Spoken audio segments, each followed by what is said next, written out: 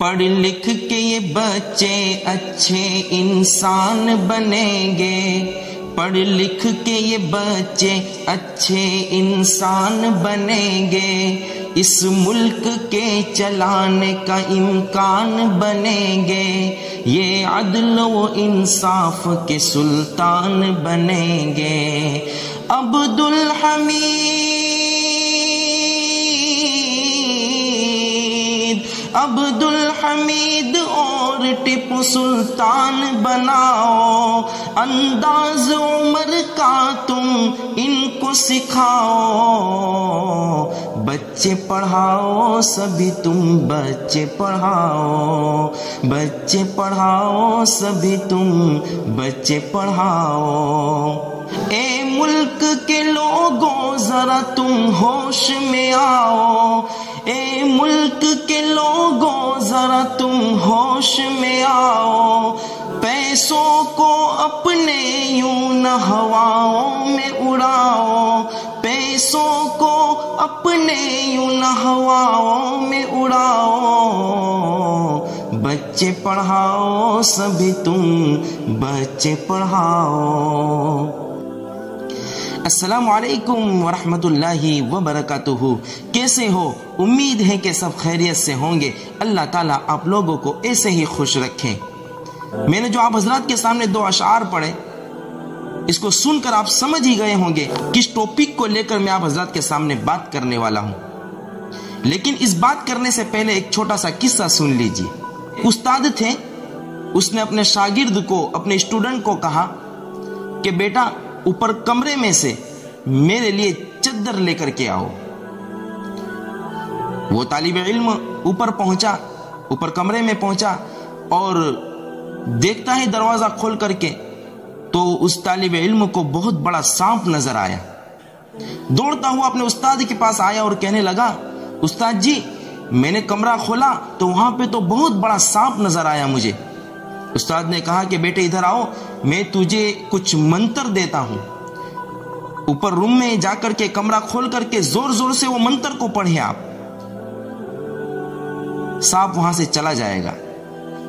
Student دوڑتا ہوا گیا اور کمرہ کھولا اور زور زور سے وہ منتر پڑھنے لگا، پھر بھی سانپ تس سے مس نہ ہوا، سانپ ادھر سے ادھر نہیں گیا، وہیں پہ اسی جگہ پہ بیٹھا رہا۔ واپس دوڑتا ہوا اپنے استاد کے پاس طالب علم آیا اور کہا کہ استاد جی آپ کے منتر سے سانپ پر کوئی اثر نہیں ہوا۔ استاد نے کہا کہ بیٹا یہ لاٹھی لے کر کے جاؤ اور لاٹھی سے زور سے اس سانپ کے اوپر مارو۔ بچہ دوڑتا ہوا واپس اسی کمرے میں گیا اور سانپ پر زور سے لاٹھی کا وار کیا، لیکن سانپ تس سے مس نہیں ہوا۔ واپس وہی طالب علم اپنے استاد کے پاس آیا کہ استاد جی سانپ تو وہیں کے وہیں ہے، سانپ پر کوئی اثر نہیں ہوا۔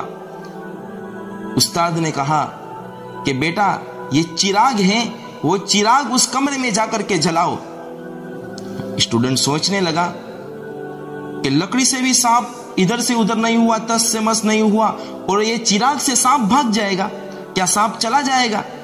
لیکن استاد کی بات پر طالب علم چراغ لے کر کے اس کمرے میں پہنچا اور چراغ کو جلایا تو چراغ کی روشنی سے وہ طالب علم کیا دیکھتا ہے؟ وہاں پہ کوئی سانپ نہیں تھا، وہاں پہ کوئی سانپ نہیں تھا، ایک رسی کا ٹکڑا پڑا ہوا تھا۔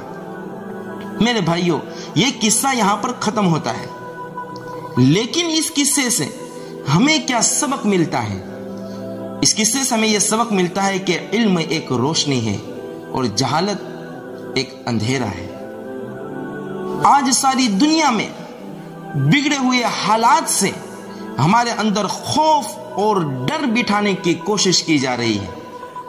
یہ کسی جنتر منتر یا بے وجہ اپنی طاقت یا اپنے جذبات بتانے سے یہ خوف اور یہ ڈر کم نہیں ہونے والا۔ تو میرے بھائیوں ڈر، یہ خوف، یہ کیسے کم ہوگا؟ اس جہالت کے اندھیرے میں رہ کر یا تو انسان رسی کو سانپ سمجھ کر ڈر جاتا ہے، یا انسان سانپ کو رسی سمجھ کر اس پہ پیر رکھ دیتا ہے، دونوں سے انسان کو نقصان پہنچتا ہے۔ لیکن علم کی روشنی سے جب اندھیرا دور ہوگا تو خود بخود حقیقت سامنے آ جائے گی۔ किसी भी हालत में इल्म हासिल कीजिए, अपने बच्चों को इल्म पढ़ाइए, अपने बच्चों को एजुकेटेड कीजिए, क्योंकि इल्म एक लाजवाब दौलत है, इल्म एक बेमिसाल ताकत है। इल्म इंसान को इंसान बना देता है। मेरे भाइयों और बहनों, मेरी इस बात को आप दिमाग के अंदर बिठा लीजिए कि एक वक्त कम खाएंगे लेकिन अपने बच्चों को जरूर पढ़ाएंगे। यह हालात को मद्देनजर रखते हुए मेरे भाइयों, एक वक्त का कम खाना खाना, अपनी शादियों में खर्चा कम करना, लेकिन अपने बच्चों को जरूर पढ़ाना, क्योंकि इल्म इंसान को इंसान बना देता है, बेमाया को सुल्तान बना देता है।